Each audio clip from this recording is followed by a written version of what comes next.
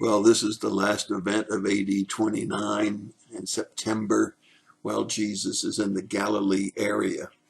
There were 55 events that we looked at here, and this is 55. We'll then be moving into his Judean ministry as he passes through Samaria. And there are 42 events that happen in this Judean ministry that we'll be looking at starting in October of AD 29. This particular event is shown in 3 Gospels, but really almost not at all. In Matthew 19, verses 1 and 2, it just says he left Galilee and started heading down in a region that was beyond the Jordan. And then in John 7, verse 10, it says only that he was leaving Galilee, the Galilean region. So we're going to find most of our information then for event 55 in Luke 9, verses 51 through 56.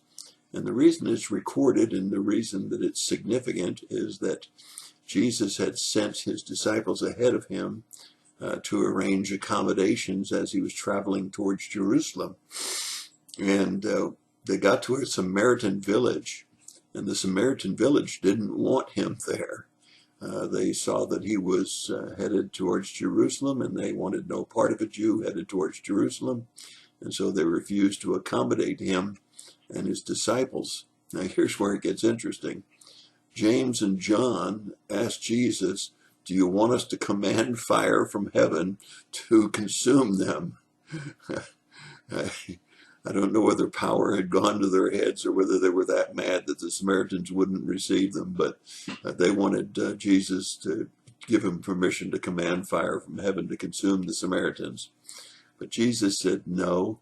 He said, he actually rebuked his disciples and he said, "No, I've come to save lives, not to destroy lives." And he said, "You don't seem to understand the spirit that you're of."